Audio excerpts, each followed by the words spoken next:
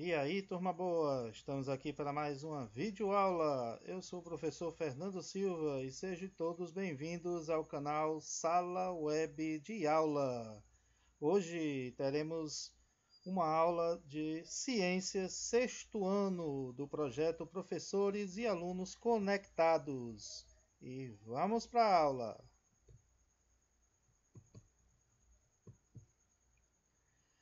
Hoje nós teremos aqui o nosso assunto da aula de hoje será célula, unidade básica do funcionamento do organismo. Então vamos ter aqui o nosso resumozinho e depois vamos para a nossa atividade de hoje. Então você tem aqui todos os seres vivos, exceto os vírus, certo? Esses aí não se enquadram nessas características. Todos os seres vivos são constituídos de uma célula.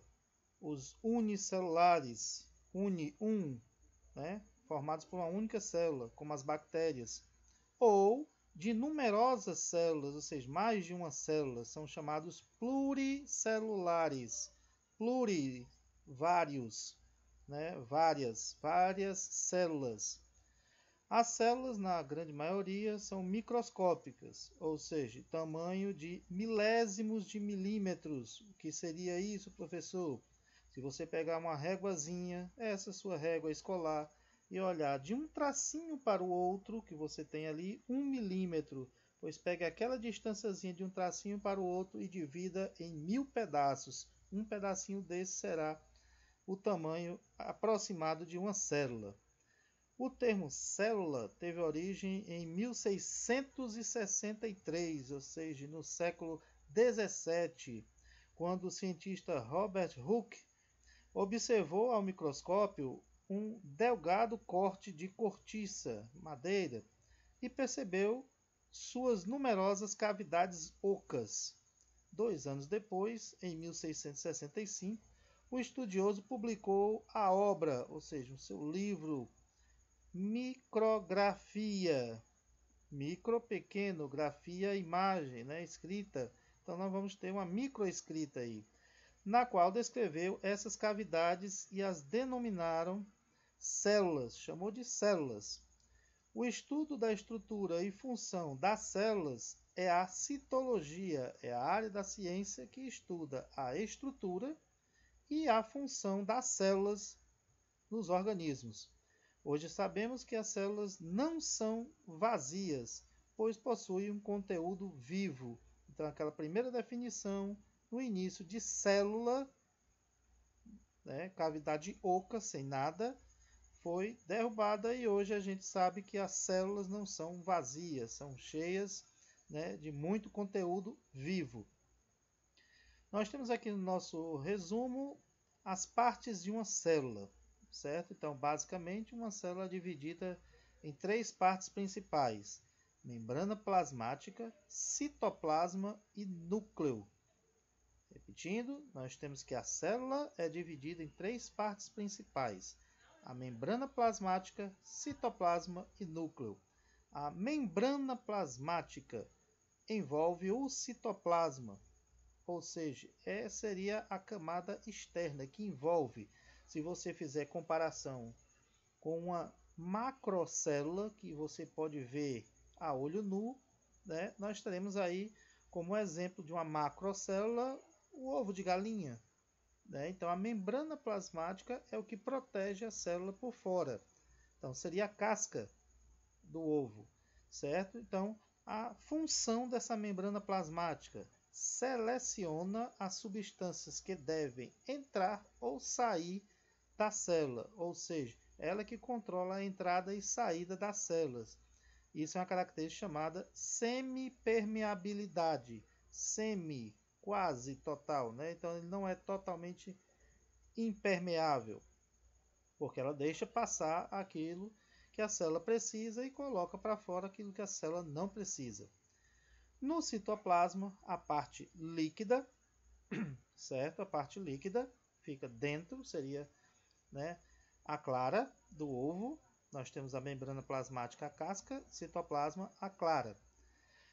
Nós temos nesse citoplasma o hialoplasma, que é substância homogênea, ou seja, por igual, onde as organelas estão mergulhadas, ou seja, seria a substância líquida de forma homogênea, de forma única, né, onde eu vou ter todas as outras partes da minha célula, chamadas as organelas, elas estão mergulhadas nessa substância. As organelas você tem o retículo endoplasmático, que é responsável pelo transporte de substâncias. Ele é que faz o transporte das substâncias que entram e saem, né, por toda a parte da célula. Lembrando que você pode ir acompanhando aqui o nosso resumo e logo abaixo você tem, né, a imagem que a gente está explicando lá em cima. Então nós temos aqui, né, a membrana plasmática e dentro dela nós temos o citoplasma. Dentro do citoplasma você tem as várias organelas. Ok? Então, continuando aqui, nós temos retículo endoplasmático, transporte de substâncias. Então, vamos ver ele aqui. Aqui o nosso retículo endoplasmático, essas partezinhas aqui. Ok? Vamos voltando aqui. Ribossomos. Eles são responsáveis pela síntese de proteínas. Vão fabricar as proteínas da célula.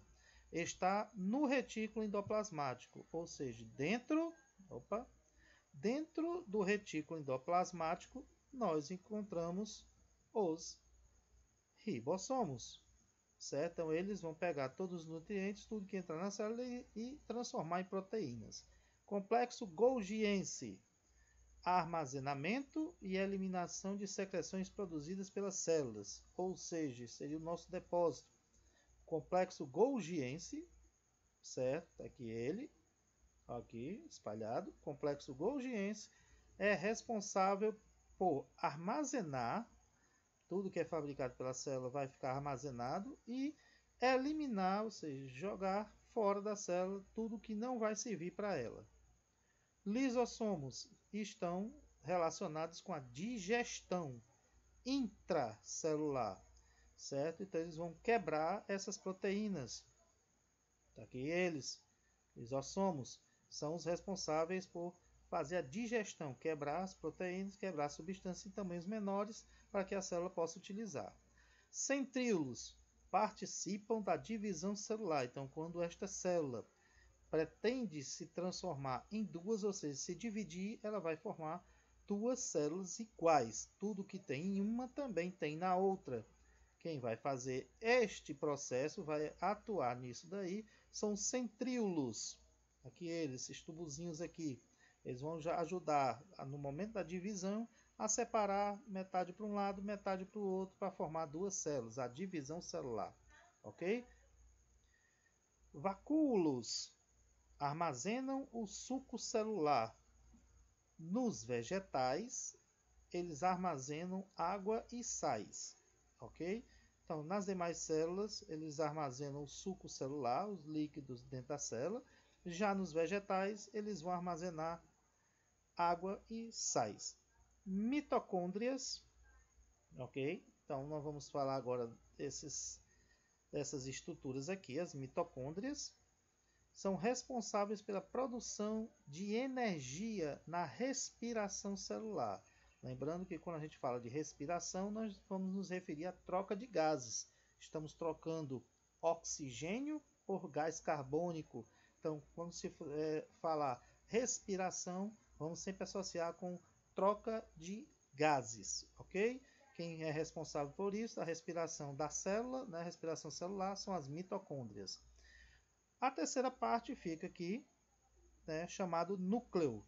Do mesmo jeito que a célula tem a membrana plasmática, que recobre toda a célula, nós temos o núcleo formado por membrana nuclear, que recobre o núcleo, também chamada de carioteca.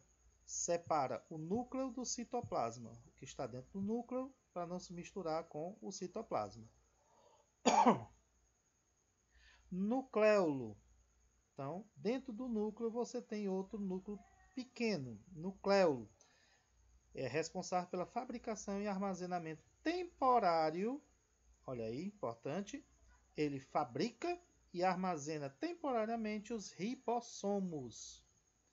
Ok? Então, eles vão ser responsáveis pela fabricação e, enquanto não for ser utilizado, eles vão armazenar esses ribossomos dentro do núcleo. E a terceira parte do núcleo é a cromatina, é o conjunto de cromossomos em um número constante. Cada espécie tem a sua numeração fixa. Todos os indivíduos daquela espécie têm a mesma quantidade de cromossomos em cada célula. No caso da espécie humana, há 46 cromossomos em cada célula, organizados em 23 pares. São sempre aos pares. Ok? Então, nós temos 46 cromossomos. As células humanas, que identificam que aquela célula é humana, possuem 46 cromossomos. Esses aí são divididos em 23 pares, 2 a 2. As células reprodutoras, certo? São chamadas os gametas. Essas são as únicas células que não possuem 46, certo? A célula de reprodução masculina e a célula de reprodução feminina são denominadas gametas. São as únicas células que não possuem 23 pares. Elas possuem apenas 23 cromossomos, ou seja, somente a metade. Porque eles são responsáveis, né, por transmitem as características hereditárias. Ok? Então, nós temos aqui, né, recapitulando, nós temos a célula dividida em 3 partes. Membrana plasmática, citoplasma e núcleo. A membrana que recobre nossa célula, a membrana plasmática. Citoplasma é substância homogênea onde estão as organelas. Cada organela tem a sua função determinada para a célula. No núcleo também temos uma membrana, que é a membrana nuclear carioteca. Nós temos dentro do núcleo, aonde fabrica e armazena temporariamente os ribossomos. E na cromatina você tem aonde a gente tem os cromossomos da célula. Cada espécie tem uma quantidade X de cromossomos. A espécie humana são 46, organizados em 23 pares. Ok? Aí as únicas células que não possuem 46 cromossomos são os gametas, ou seja, as células de reprodução masculina e feminina, que só possuem 23, ou seja, a metade. Ok? Então isso aí foi o nosso resumo. Na nossa atividade, nós temos bem simples e direta o que a gente falou. Na primeira, quem usou o termo célula pela primeira vez. Então, 2 interrogações, 2 perguntas. Depois que você relacionar quem foi que usou esse termo pela primeira vez, o que ele observou ao microscópio. Ok? Segunda, descreva o que foi observado por Hooke. Certo? Nos seus estudos, o que é que ele observou. Na terceira, o que é citologia? É uma área da ciência. Ela aborda o quê? Então vai lá. Sobre a membrana plasmática, responda. A. Qual é a sua função? Membrana plasmática. B. O que significa ela ser semipermeável? Nós explicamos aqui. Na quinta, onde ocorre? Qual é a organela onde ocorre a respiração celular? Ok? Sexta, que estrutura do citoplasma transporta substâncias? Tem uma estruturazinha que a função dela é transportar substâncias dentro da célula. Que estrutura é essa? 7. Para que servem os ribossomos? Ou seja, qual é a função deles na célula? 8. Que estrutura do citoplasma armazena e elimina secreções? Então, a atividade bem simples, está indo direto às estruturas que a gente falou. Na nona, qual é a função dos lisossomos? Cuidado para não confundir, temos ribossomos e lisossomos. Na 10, qual é o papel dos centríolos? Ok? 11. Para que servem os vacúolos? 12. No interior de uma célula existe a cromatina. Por que ela é importante? Ela é responsável pelo quê? O que é que tem nela que é tão importante? 13. Qual a função dos genes? Certo? O que é carioteca? E quais as funções do nucleolo? Ok?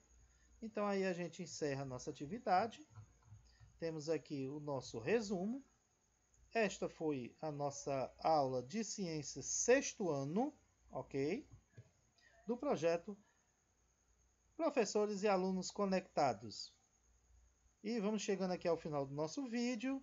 Não se esqueça de dar aí o seu joinha, se inscreva no canal, ative o sininho das notificações para você ficar ligado quando a gente lançar um novo vídeo, uma aula, uma live, que vem por aí as lives, ok? E até a próxima aula.